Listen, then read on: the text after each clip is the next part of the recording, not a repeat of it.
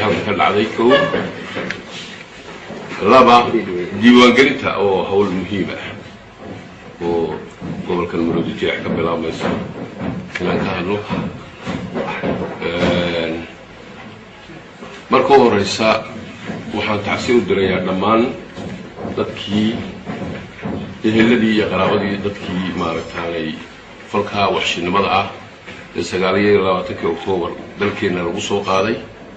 لو بيرسلين مدحتوية حفيزكي إثيوبيا UNDP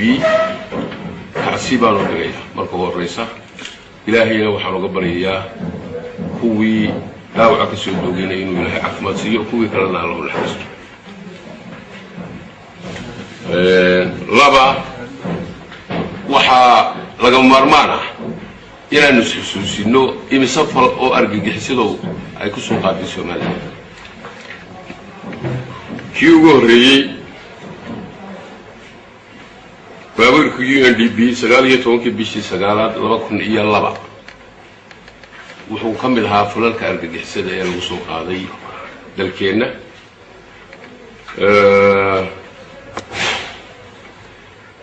ننرد شيء مارتن لورين جري أوتيل كريستال القدري صدق في ديسمبر لبا كن إيا لبا وحو كملها فلالك أرقي حسيدا إيا دالكن الوصو قادي أنا لينا تنولي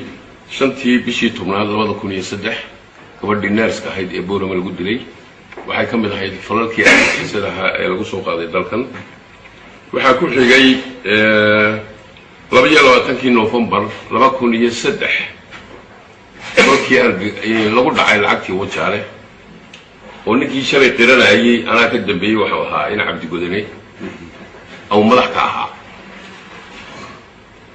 waxa ku xigay dilkii gabadhii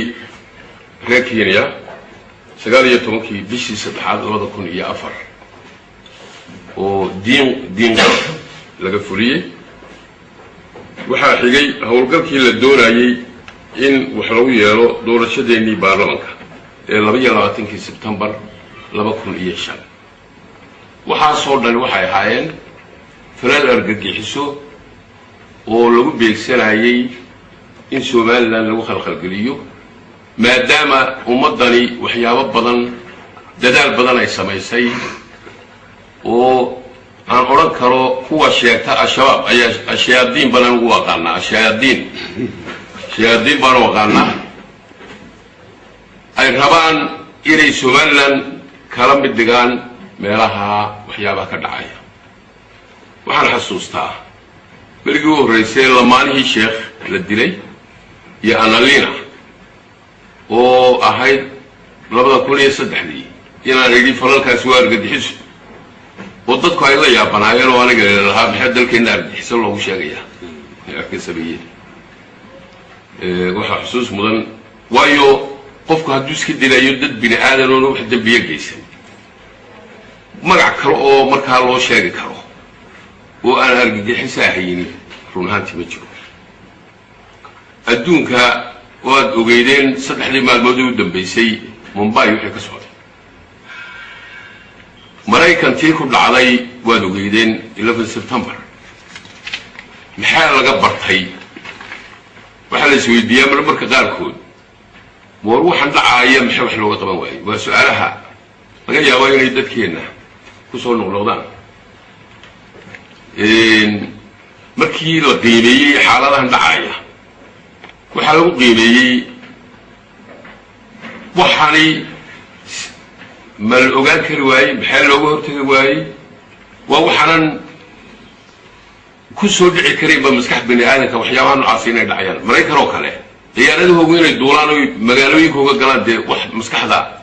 مريك كسر دعي ما هي وحن كد ذلك دونا حكومة ذهان بل أنت يدا أقوانتها إذا مدى أمنية كرلو قادو سي أي برار ويا شان لقى هرتقو دعوين كان تي برنامج كنا نسيبنا وحنا صورة قشيء إن نسيء وجانون لقى سيا هون كله وحنا نسيء وجانون ولا غلط كنا لكن وحنا نسيء وجان dhibaatadiisa yeelanaysaa in laga hortago baaristii meel fiican bay maraysaa waxaa fal dhacay way ku jireen dad shisheeye innakaa u badnayn mar kastaba innakaa u badnayn dadka samaynayay dad innakoo la duufsaday oo qur-aankaa shaydaanka ee diinta islaamka aana ku jirin loo akhriyey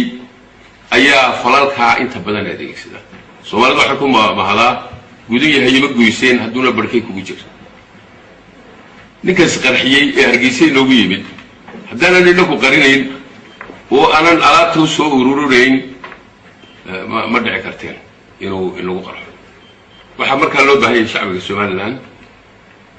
inaan kulligeen soo wada jeedno kulligeen boolisan wada noqono baa loo baahan yahay oo waxyaabahan ka dhacaya caalamka aan aragti mid ah oo wadaniyada anigoo aad uga amaanaya shacbiga somaliland inay mar kastaba aragtidaa leeyihiin oo mar kastaba falalkaa dhacayay ay gacan ka geysteen aad uga amaanaya run ahaantii waxaan soo jeedinayaa maanta inaan baraarugeena ku ka weynan qaadano waqtiyada ay dhacayeen waxay ahayd waqtigii doorashadii ugu horreysay dawladda hoosaan samaynay yacni waxaa laynoo diidayaa inaan dawlad noqonnaa laynagala dagaalamaya ujeeddada laynagala dagaalamayay falalkaasoo dhani waxay dhaceen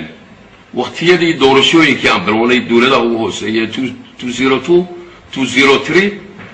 tii madaxtooyada aan bilownay waxaan xasuustaa berigii ingiriiska tagayay 2004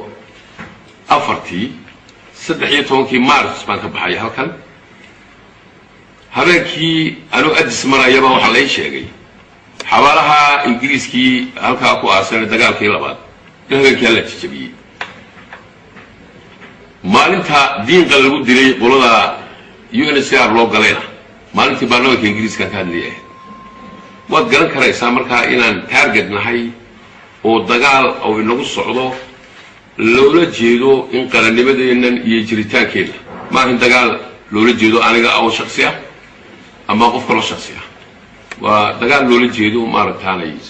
Somaliland iyo qarannimadeeda taa anu waxaan u soo jeedinayaa shacbiga halkan aan u marinayaa inay sidaa u ogaadaan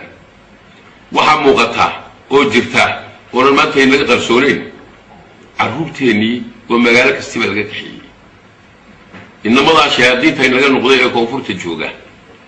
Afghanistan iyo in Cabdi Godane ay madaxda ka yihiin ayaa carruurteenna halkan ka kaxeeya oo halkaas jooga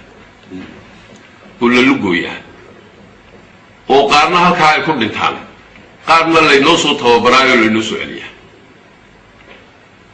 waxaa muuqata oo halkan jecelahay inaan fariintan ka gudbiyo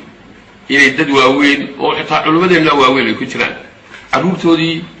qaarkood ay Kismaayo iyo Xamar iyo ku maqan yihiin ma oran karo iyagaa diray laakiin way ka baxsadeen waxaan leeyahay geesinimo u yeesha dawladda ku soo ogeysiisaan haddaad u yeelan weydaan waxaan u qaadanaynaa inaad raalli ka tihiin ninkii soo sheegi waayay inuu raalli ka yahay baan qaadanaynaa waxaan halkan uga mahadnaqayaa dawladda Djibouti iyo madaxweynaha Djibouti oo run ahaantii daawaceenii la gacan ka geystay hana madaxweynaha markii ugu horeysay la soo hadlay telefoonka la soo hadlay isla galabtayba run ahaantii badanna qaaday wax badan inuu ka tari doono waxa kaloo halkan maxaad ugu celinayaa dhammaan dalalka caalamka intooda badan oo ka soo jawaabay oo maaragtaanay tacsi ka soo diray falkan inagu dhacay waxa kaloo halkan idinka sheegayaa inaan u gudbiyey beesha caalamka baaq iyo taageero inay naga siiyaan sidii aan ula dagaalami lahayn cadowgan bani aadamka waa cadow bani aadam baan odhan karaa ee cadow cid gaar ah